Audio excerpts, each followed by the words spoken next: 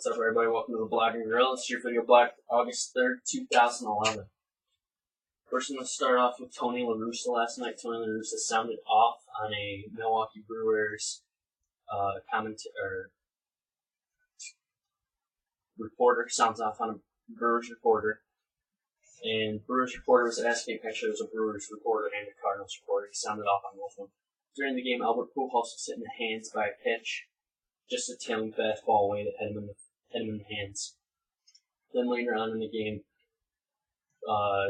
Larussa brings in his hardest thrower, misses with the first pitch, throws the second one in, hits Braun right in the back.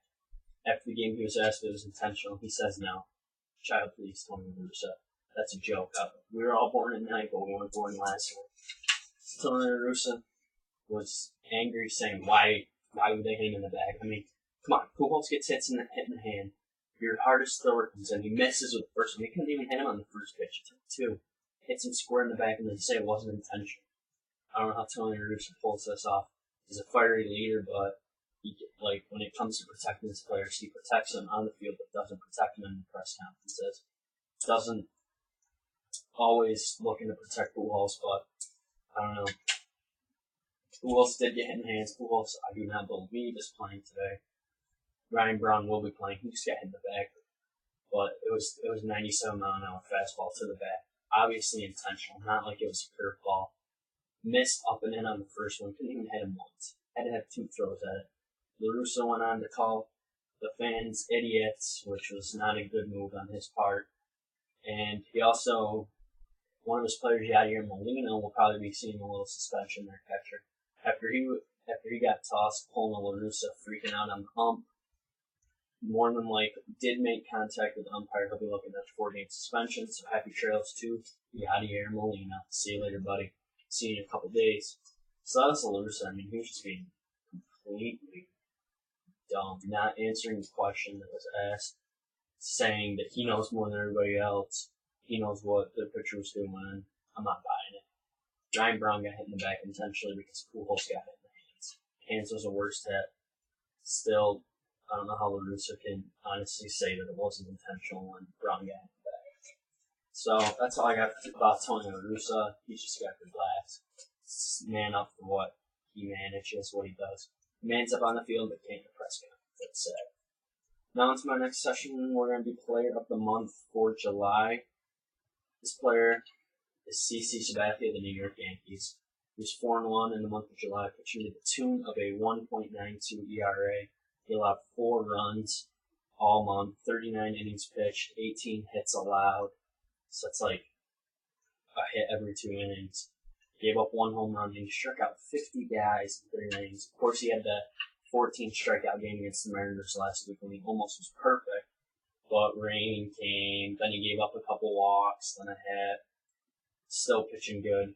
He picked up his 16th win the other night. He pitches again, I believe, on Saturday against the Red Sox in Fenway. So that'll be worth checking out as he goes for number 17. And he right now is the leading candidate for the Cy Young Award. So that's something to look out for. Alright, let's continue more Yankee stuff. Let's shout out to Mark Teixeira. Mark Teixeira hit a home run from the right side last night in the 4th inning. Then he switched it around. In the 7th inning, he hit one from the left side. It's the 12th time he's done that, passing Chili Davis and Eddie Murray. So he is now alone at the top of 12 games where a switch hitter hit a home run from both sides of the plate. It's a good stat. There's going to be many more of that too. That's going to be a pretty unbeatable record, I would say. Let's just think right now of some switch hitters we got. Not many young switch hitters that are coming up through. I mean, you got Jose Reyes. He's not going to hit 2 home runs a game. So, I mean, maybe Carlos Beltran if he gets going. There's not too many guys out there that are going to break this. This could be one of those records that stands for a while because I could easily see this getting up to, because he's going to be playing for a long time. But I could easily see this getting up to like 20 games easily. He's not even halfway through his career and he's already done it 12 times. He could easily do it 8 to 10 more times in his career. That's what I think he's going to do too. So that's just a quick shout out to my buddy there, Mark Teixeira of the Yankees. Now we're going to go to trade deadline talk. The trade deadline expired, of course, for Major League Baseball on Sunday. That's the non-waiver trade deadline. There can still be players put on waivers, then traded through that. Most of those are cash, though. Most of those you don't see any prospects traded. So, and that's been the big thing, not getting rid of your good prospects. Keeping your prospects, keeping them around, making them come up a little bit earlier. We'll talk quick about one prospect after we talk about this trade deadline. So the team from the American League that I saw that did the best trade deadline was the Texas Rangers. They added Mike Adams, setup man, and they also added Koji Uehara, setup man. So they bolstered up their bullpen. Vitaly Feliz is doing good. You could see Mike Adams move into that closer role if Neftali struggles. But I don't know. Mike Adams, of course, gave up the home run to Brendan Bosch last night in the 8th inning. I believe he got the loss in that game. He gave up the go-ahead homer. And my team, so that's who I think did the best trade deadline for the American League. I'd say a loser in the American League would easily be the New York Yankees, not doing anything. They could have done something probably to get that bullpen better, maybe bring in like Heath Bell or Mike Adams, but whatever. We'll continue now. My team from the NL, a team that's been struggling as of late, I believe they've lost 4 in a row, the Pittsburgh Pirates. Their problem was they didn't have like a veteran bat that would hit the ball real well. So they went out and got 2 guys. They got Derek Lee, who can play first now. And they also went out and got Ryan Ludwig, who can play outfield. Both guys are veteran bats. Derek Lee, of course, has already hit 2 home runs in a game for him 2 nights ago. So he's been a big lift already. He struggled in Baltimore. I don't know. They took some at bats away from him. Of course, he's playing in the American League East, so he's going to see good pitching. He's going to see CC back at Lester. Everybody good. And Ryan Ludwig, he played for the Cardinals for a while, and he was a big pickup there. Then he went free agency to San Diego, and he had a pretty good season there. I think you might see the Pirates make a run here after these 2 guys get adjusted. I wish they would have gone out and got a starting pitcher like an Ubaldo Jimenez or maybe a Hiroki Kuroda. They could have went out and got one of those guys. That would have been really good for them. But still, I think Pittsburgh could make a run here late. So before we go to the last session of iPod Time, I'm going to tell you guys quick. Steven Strasburg, remember in Washington Nationals, lighting up the radar gun. He pitched a simulated game in Florida yesterday for 51 pitches. He will likely make a start next week for Hagerstown, Maryland, Washington Nationals Class A team. So get those tickets, Hagerstown, Maryland, next week. Steven Strasburg will be there. That place will be packed. You'd see him move up a couple more. Maybe he'll be back in Syracuse. My close town there, Syracuse. Maybe he'll be back there pitching before the end of the year. Maybe he's just going to pitch a couple there, a couple double-A, and then go right down to the bigs and pitch September. I don't know. I think it's a bad idea. I think they need to keep him in the minors, rest him, just have him throw. This next year could be a big year for him. So that's all I got so far. Now we're going to go to iPod Time. Tell you what's going on this afternoon. This program is brought to you by the ESPN Sports Center app. Free app in the Apple App Store. Good app. You can follow your favorite teams. Alright, here we go. Of course, the Yankees only played 7 innings on this night. Philly Hughes picked up a win. Jared Weaver suspended 6 games.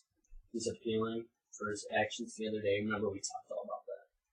So we got a 2-10 start for St. Louis at Milwaukee. Brewers, of course, holding a 2.5 game lead. Let's see, Edwin Jackson is going to make his second start against Randy Wolf. It's a 2.5 game lead for the Brewers. So we'll see what happens there, if there's any repercussions from yesterday. We had a 3-10 start in Colorado. Philly against Colorado. Roy Halladay on the mound, taking Roy Halladay against Jason Hamill. Roy Halladay's 13-4. That's worth checking out. Let's see what else we got. We got Diamondbacks at Giants. That division is tied right now. Deadlock. That's a 3:45 start in San Fran. Then we got Doug Fister making his debut for the Tigers. Texas Rangers taking on Detroit tonight. Then, of course, we got the Indians at the Red Sox tonight. Yankees are still just 1 game back. And tonight, we'll check the Yankees action. We got A.J. Burnett up against Gavin Floyd. The Yankees are 1 game back. Chicago's 5.5 back. So check that stuff out tonight. We'll come back on Friday. We're going to talk.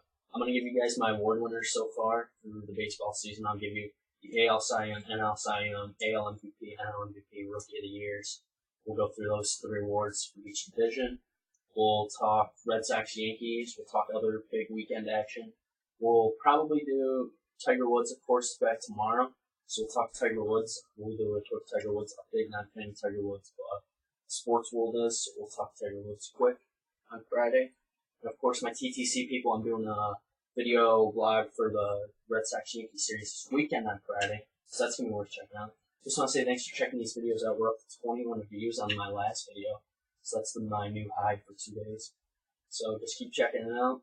That's all I got for you guys today. I am out.